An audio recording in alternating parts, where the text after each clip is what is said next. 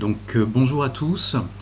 Une nouvelle vidéo pour un travaux pratique concernant l'électrophorèse. Alors ça fait partie des TP que l'on fait habituellement en TP tournant, HPLC, CPG et électrophorèse, plus précisément SDS Page. Alors je vais bien évidemment vous envoyer tous les documents du TP, le protocole, etc. Mais je voulais quand même vous faire une petite vidéo pour vous expliquer un petit peu à quoi ça ressemble, que vous ne soyez pas totalement perdu.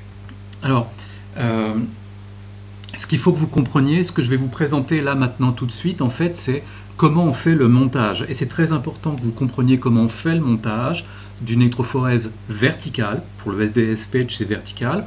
Parce que si vous ne comprenez pas comment on fait le montage, eh bien, vous aurez du mal à comprendre comment réaliser le compte-rendu. Alors, ce qu'il faut savoir, c'est que le gel, en fait, vous allez le couler entre deux plaques de verre. Deux plaques de verre, vous allez me dire, mais comment le gel peut être coulé entre? Eh bien, parce que entre les deux plaques, on rajoute une fine lame de verre qui est rectangulaire, qui est toute fine ici.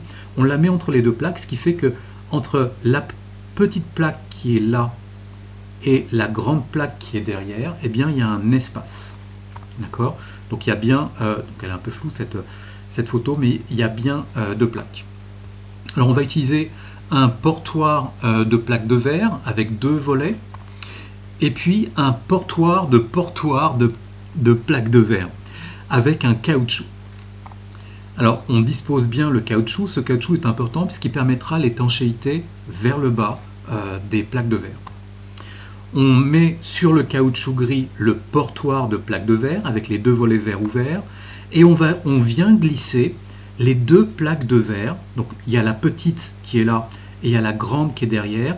Et il y a aussi les espaceurs qui sont entre les deux plaques. On vient les glisser dans l'ornière qui est ici, là. On glisse les deux plaques de verre dans l'ornière qui est là et on les fait descendre. Donc le bas est ici. On le fait descendre jusqu'au caoutchouc et c'est le caoutchouc qui va faire l'étanchéité. Voilà, donc là on voit bien qu'il y a la grande plaque de verre et la petite plaque de verre et entre les deux il y a un espace. Cet espace est généré par une toute petite fine rectangulaire plaque de verre qu'on appelle un espaceur. L'espaceur est entre les deux. Là les volets sont ouverts et puis on referme les volets pour bien serrer. Alors là on voit bien sur cette photo les fameux espaceurs qui sont entre la petite plaque de verre et la grande plaque de verre. Il y a ce fameux espaceur ici. Donc l'étanchéité se fera par le bas grâce au caoutchouc et l'étanchéité à gauche se fera par les espaceurs et à droite par l'espaceur de droite. On ferme les deux volets pour bien serrer la petite plaque et la grande plaque contre les espaceurs pour faire étanchéité. Et voilà à quoi va ressembler schématiquement notre système. Vous avez ici, là, donc en bas jusqu'en haut, ici, c'est la petite plaque de verre, c'est la hauteur de la petite plaque de verre. Et de bas jusqu'à tout en haut, c'est la grande plaque de verre. D'accord? Et puis ce qui est représenté ici en gris, c'est un peigne, une sorte de peigne avec des grandes dents, des dents qui font de l'ordre de 5 à 6 mm. Et ce que vous voyez, c'est que le peigne, il a deux parties en fait. Il y a une partie qui va venir reposer sur la petite plaque de verre et des dents qui, elles, vont rentrer entre la grande et la petite plaque de verre. Elles vont rentrer à l'intérieur. Et ce que vous devez comprendre, c'est qu'on va couler du gel entre les deux plaques. Et quand on va mettre le peigne, eh bien, à l'endroit des dents du peigne, eh bien, le gel ne pourra pas être à cet endroit-là. Et donc, le gel va se polymériser, il va durcir, sauf à l'endroit du peigne. Ensuite, on va enlever le peigne et il y aura donc des trous, ce qu'on appelle des puits d'électrophorèse. Et c'est dans ces puits qu'on va faire couler nos protéines, et nos protéines seront dans chaque puits, en attente. Ensuite, il y a autre chose de très important que vous devez comprendre avec cette technique de SDS Page, c'est qu'en réalité, il y a deux gels. Il y a un premier gel qui va de là à là, qu'on appelle le gel, c'est écrit ici, de séparation, separating gel, le gel de séparation. Et puis, il y a un deuxième gel qui va de là à là, qui est le gel qu'on appelle le stacking gel, qui est le gel de concentration. Alors, ça veut dire quoi? Eh bien, ce que vous devez comprendre, c'est que, et vous le verrez dans le protocole, les deux gels n'ont pas la même proportion, le même pourcentage en acrylamide. Je vous rappelle qu'un SDS Page, c'est de l'acrylamide. Et plus l'acrylamide est concentré, plus les mailles sont petites. Eh bien, il se trouve que le gel de séparation est plus concentré en acrylamide. Donc les mailles vont être plus petites. Alors que le gel de stacking, de concentration, est moins concentré en acrylamide, donc les mailles seront plus grandes. Et donc quand vous allez déposer une protéine, par exemple ici, qu'est-ce qui va se passer? Eh bien, la protéine qui est ici, je vais vous faire un dessin. Alors, un petit dessin. Hop, on va réduire la taille. Les protéines que je vais faire tomber ici avec un cône de micropipette. Donc je fais tomber mes protéines, elles s'accumulent ici. Et puis je vais mettre le courant. Et elles vont commencer à descendre. Elles vont traverser ce gel ici, qui est le stacking gel, le gel de concentration. Or, dans ce gel, les mailles... Ah bah tiens, j'arrive plus à écrire. Pourquoi j'arrive plus à écrire? Ah voilà. Les mailles sont grandes. Dans le gel, les mailles sont grandes. Donc, mes protéines, elles vont traverser rapidement ce stacking gel. Et puis, elles vont arriver ici, sur le gel de séparation. Or, au niveau de ce gel de séparation où il y a plus d'acrylamide, les mailles sont beaucoup plus fines. Alors, ça veut dire quoi, gel de concentration? Ça veut dire que les grosses protéines, mais aussi les toutes petites protéines, vont rapidement venir s'accumuler à la frontière, parce que les mailles sont grandes. Et tout à coup, bing, il rencontre des mailles plus petites, plus fines. Ça veut dire que à la fois les grosses et les petites protéines vont toutes venir s'accumuler à la frontière. À un même moment, ils seront tous accumulés à la frontière. D'accord? Donc, quelles que soient les protéines que je vais mettre, que ce soit des protéines fines ou des grosses protéines, elles vont traverser très rapidement le stacking gel et elles vont venir toutes s'accumuler à la frontière. Puis à un moment donné, elles vont toutes se séparer dans le gel de séparation. Donc, à quoi sert le stacking gel, le gel de concentration? Ça sert à faire en sorte que vous soyez des grosses ou des petites protéines, et bien que tout le monde démarre au même endroit, c'est-à-dire ici. Donc c'est ici que nous, on va considérer que se fait le début de la migration. Comprenez bien que la migration commence bien dans les puits, mais pour ce qui est du calcul du RF, on va le déterminer à partir de cette ligne-là, c'est-à-dire à la frontière entre le gel de séparation et le gel de concentration. D'accord? Alors, est-ce que je vais pouvoir... Tac. Ok. Donc je suis là. Donc, première phase, entre mes deux plaques, je vais couler le gel de séparation. C'est-à-dire le gel qui est très concentré, je le coule. Je le coule jusqu'où? Eh bien, j'ai calculé, c'est-à-dire je connais la hauteur de mon peigne et je fais en sorte qu'il reste 5 mm en dessous. Et donc, sur ma plaque de verre, j'ai fait un petit trait au marqueur. C'est un TP qu'on va faire, hein, je vous rassure. Donc, je fais un petit trait au marqueur et je coule mon gel jusqu'à ce qu'il arrive à hauteur de mon marqueur. Donc, je coule mon gel. Je le mets donc mon cône entre les deux plaques et je fais en sorte que le liquide arrive jusqu'en haut. Ensuite, je le laisse polymériser. Donc, je vais attendre un certain temps et le gel va finir par se polymériser parce que dans mon mélange, vous verrez ça dans le protocole, il y a un catalyseur de polymérisation. Donc le gel va polymériser. Une fois qu'il sera polymérisé, je vais alors couler le deuxième gel. Glou, glou, glou, glou, glou. C'est un gel qui est moins concentré en acrylamide. Il a une autre formule. Mais avant qu'il polymérise, je vais insérer mon peigne. Donc le peigne rentre dans le liquide. Et là où il y a les dents, eh bien, le gel ne peut pas être. Donc le gel va se pousser en laissant passer les dents. Donc il va un petit peu déborder, mais c'est pas grave. On laisse le peigne, et donc le gel de stacking, il va polymériser, sauf à l'endroit où il y a les dents. Donc je mets le deuxième gel, j'insère le peigne alors que ce n'est pas encore polymérisé.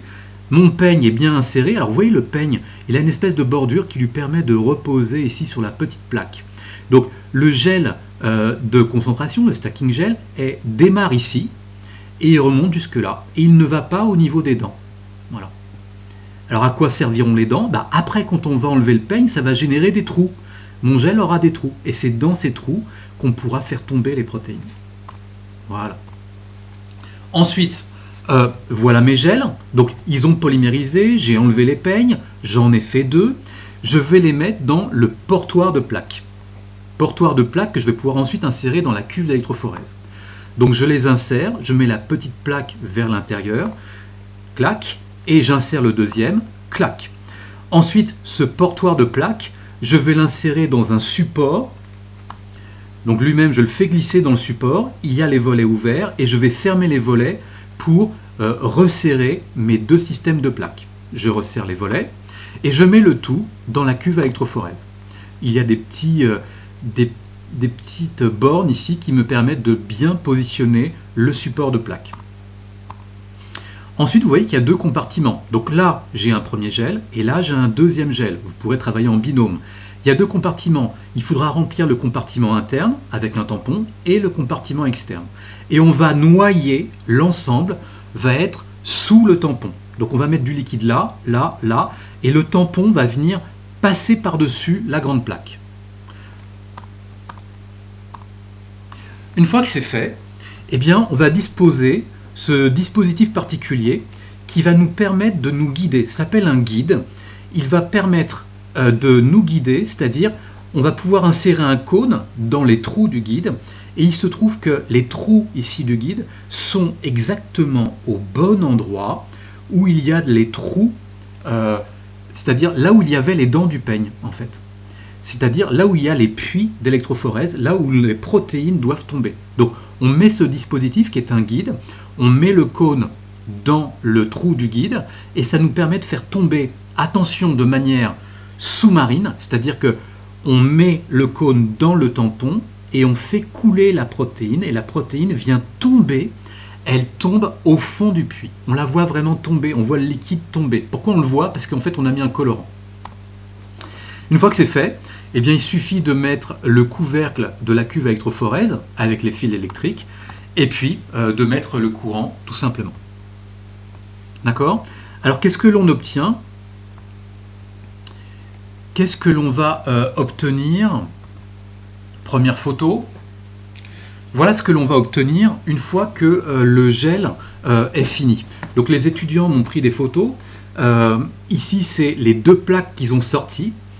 Et ce que vous devez comprendre, ce que vous comprendrez avec le protocole, mais vous n'avez pas encore lu le protocole, c'est que on n'a pas mis seulement des protéines. C'est-à-dire que dans les mélanges, on a fait plusieurs mélanges, et bien dans les mélanges, à chaque fois, on a mis un témoin qui est le bleu de bromophénol. Et ce bleu de bromophénol, comprenez bien que ce n'est pas du tout une protéine. Ce bleu de bromophénol, c'est une protéine toute petite, donc qui migre très vite, premièrement. Ce n'est pas une protéine et en plus, elle est colorée en bleu.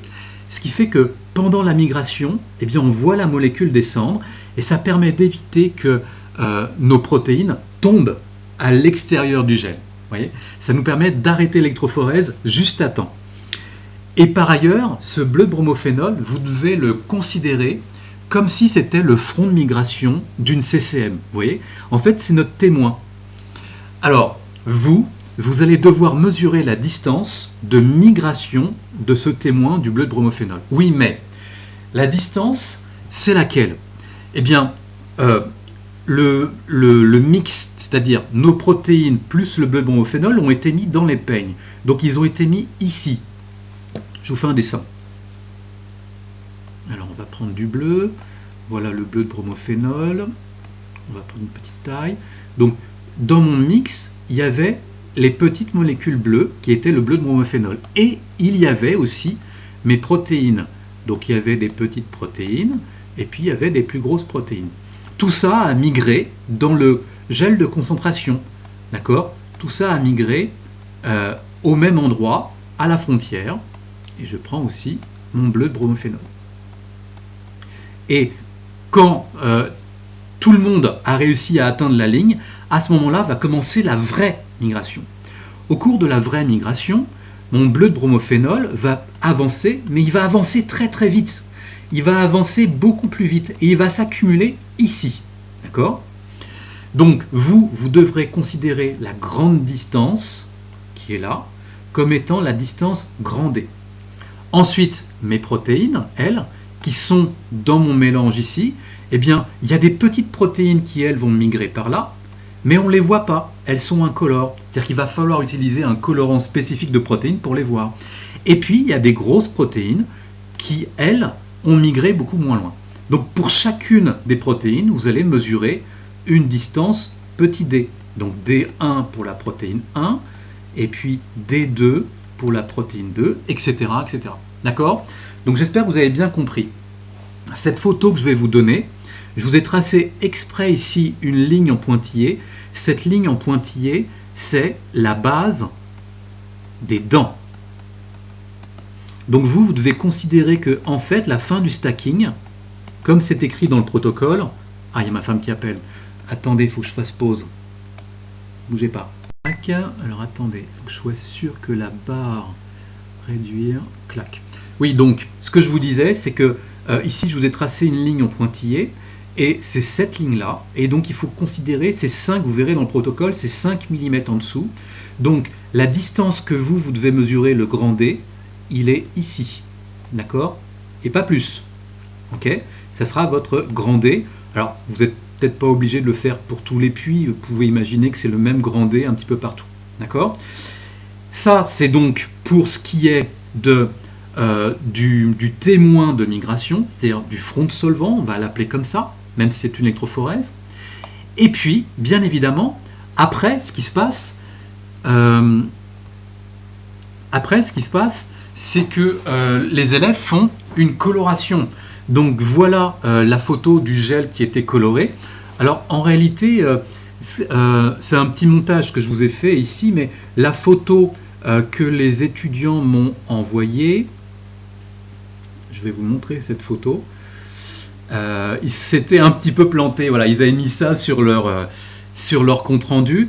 En fait, ils se sont complètement gourés, ils ont pensé que là-haut, c'était le début de la migration, et que ça, c'était le bas. Mais en fait, pas du tout, quoi. En fait, c'est ici le haut de la migration, c'est-à-dire que leur gel, comme ils le font tremper dans des bains de colorant et ensuite dans de l'eau pour enlever l'excès de colorant, eh bien leur gel, il s'est retourné, il s'est mis à l'envers, ils l'ont pris en photo, mais ils ont mis la règle du 0, en fait, en bas. Et on voit bien que c'est le bas du gel parce qu'il est parfaitement net, ça correspond à l'endroit du caoutchouc.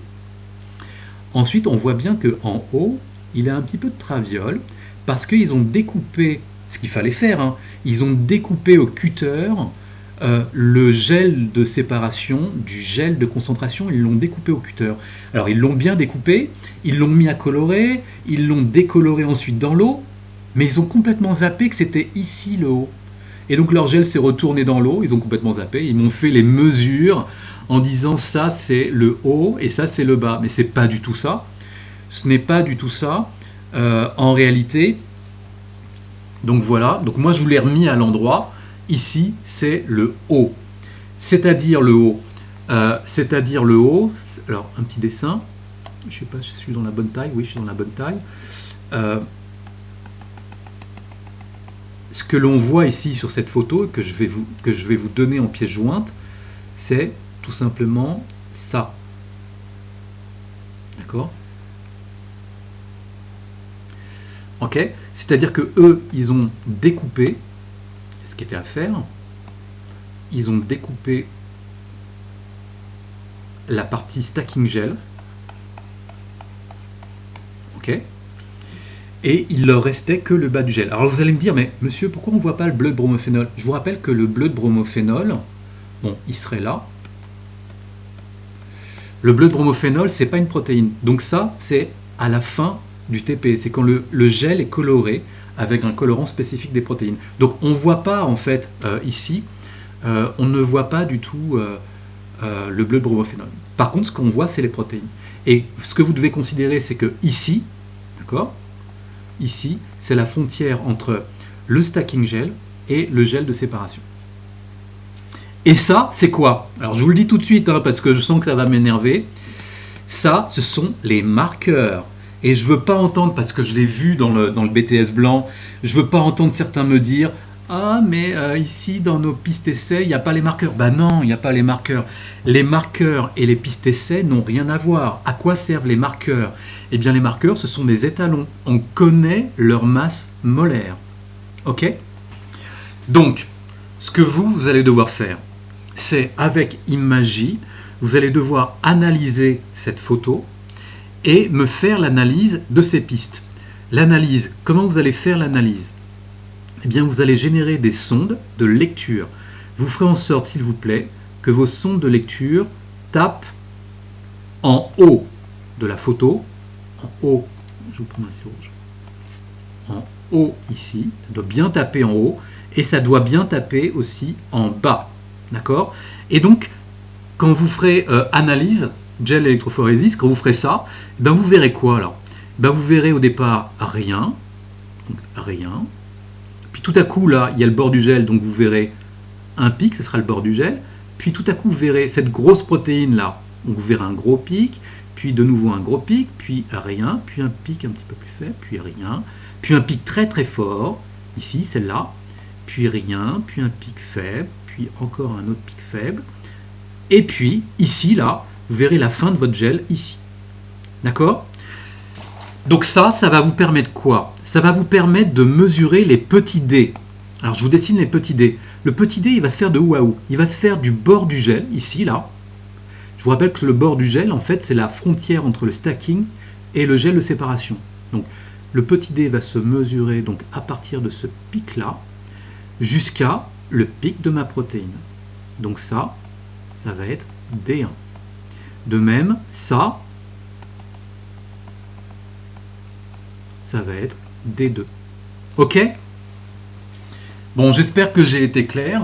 Le but du jeu, alors, ce que vous verrez sur le TP, j'en profite, hein, c'est que ici, là, ces 4 pistes, c'est la même protéine, c'est la BSA, la sérum albumine bovine. Vous vous rendrez compte, je l'espère aussi, c'est que cette sérum albumine bovine, ici, c'est la même protéine, donc elle est à la même hauteur, mais elle n'est pas en même quantité. Et donc, on a un effet, tiens, bah, il faut que je vous contacte. Lien Discord SMBC, je mets un rappel. Vous vous rendrez compte qu'il n'y a pas la même concentration, c'est pour ça qu'il n'y a pas les mêmes tâches, et donc vous verrez que chacune des pistes, il y aura un pic très très grand, il y aura un pic très très grand, un pic moyen, petit et tout petit. Et donc on peut faire du quantitatif. Vous verrez, je l'espère, que c'est à la même hauteur que cette protéine-là, parce que dans les étalons, il se trouve qu'il y a la sérum albumine bovine. C'est pour ça que c'est à la même hauteur. Bon. Et puis il y a cette protéine-là, une protéine de masse molaire inconnue, que vous allez pouvoir déterminer avec le RF. Donc il va falloir déterminer le RF de la BSA, il va falloir déterminer le RF de cette protéine-là, et puis aussi le RF de cette protéine-là.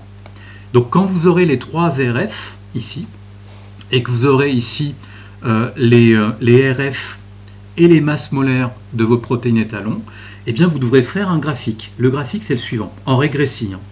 Vous faites le graphique log du poids moléculaire de mes étalons, en fonction de, et c'est bien mis dans le protocole, du RF. Donc pas en fonction de la distance de migration, mais du RF, c'est-à-dire petit d sur grand D. Okay? Et là, vous allez obtenir une droite. Vous me faites bien passer une droite, hein, vous me faites une régression, faites une droite. Et à partir de là, eh bien, vous chercherez la masse molaire du lysozyme, la masse molaire de l'invertase, c'est-à-dire la bêta-fructosidase. C'est ça le but du TP, hein. Déterminer la masse molaire de l'invertase et donc qui s'appelle la bêta-fructosidase et puis du lysozyme. Je crois que j'ai dit l'essentiel. J'espère que vous avez compris cette vidéo. Et donc il faudra aller lire le protocole. Le protocole aussi vous apportera d'autres informations pour répondre aux questions. Je vous dis à bientôt.